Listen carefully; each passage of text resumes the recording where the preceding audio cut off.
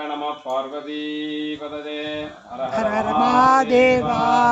தென்னாடுடைய சிவனே போற்றி, எந்நாட்டவர்க்கும் இறைவா போற்றி. ஸ்ரீ மங்கள சனீஸ்வர சுவாமிக்கு ஜெய்.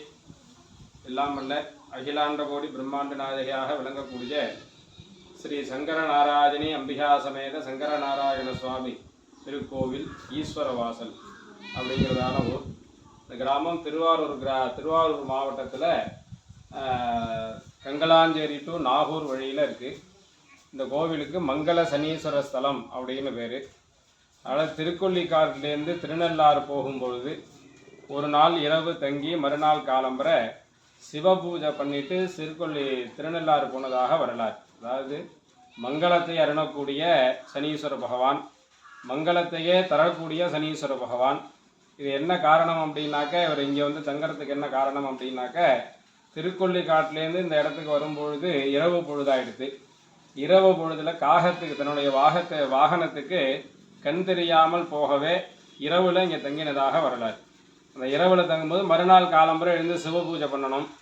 சிவபூஜை பண்ணுறதுக்கு நதி தேவை, இல்லை குளம் தடாகம் ஏதாவது ஒன்று தேவை.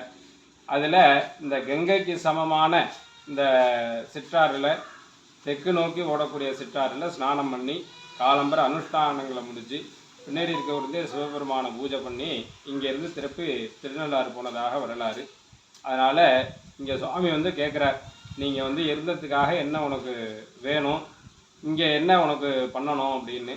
நான் இந்த இடத்துல வந்து இருந்ததுனால இங்கே என்னை தரிசனம் பண்ணக்கூடிய வரவங்களுக்கு உங்கள் மூலியமாக நீங்கள் மங்களத்தையே அருளணும் அப்படின்னு சுவாமிகிட்ட வரத்தை கேட்குறார்.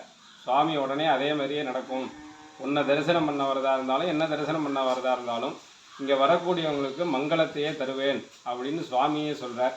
அதனால் இங்கே திருமண தடை, கல்யாணம் பண்ணி திருமணம் பண்ணி ஒற்றுமை இல்லாத சூழ்நிலை, இதெல்லாம் அந்த இடத்துல வந்து வழிபாடு பண்ணோம்னா சரியாகும்.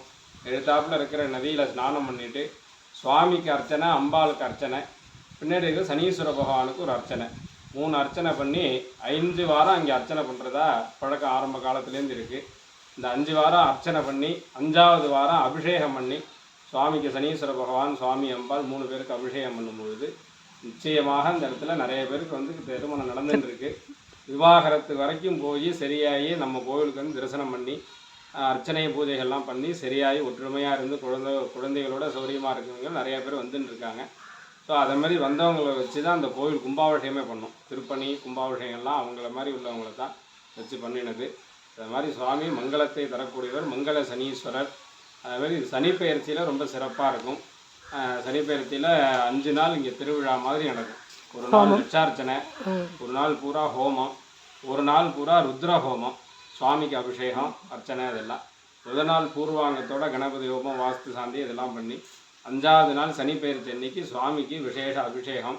மறுநாள் காலம்பரை சனிப்பெயர்ச்சி அன்னைக்கு மறுநாள் காலம்பரை சுவாமிக்கு 1000 ஆவர்த்தி ஜபம் பண்ணி ஹோமம் பண்ணி அபிஷேகம் பண்ணுவோம். இப்படி இந்த கோவில் எல்லாம் நடந்துகிட்டே இருக்குது. எல்லாரும் வரணும், தரிசனம் பண்ணணும். நம்மளுடைய சனாதன தர்மம் அதை நிலைச்சி நிற்கணும்னா அந்த சுவாமியெல்லாம் தரிசனம் பண்ணணும். சுவாமியெல்லாம் எங்கெங்கே இருக்குங்கிறத தெரிஞ்சுட்டு நம்மளுடைய தேவைகளை சுவாமி பூர்த்தி பண்ணுறதுக்கு தயாராக இருக்கார். ஆனால் நம்ம தான் போகிறதில்ல. நம்ம அந்த மாதிரி கோவிலெல்லாம் தேடி வந்து சுவாமியை தரிசனம் பண்ணி நம்மளுடைய இஷ்ட காமியார்த்தங்களை பூர்த்தி செஞ்சுக்கணும் அப்படிங்கிறத பிரார்த்தனை பண்ணிக்கிறோம். நம பார்வதி பதவே ஹர மகாதேவா. நிறைய பற்றி சொல்லிட்டு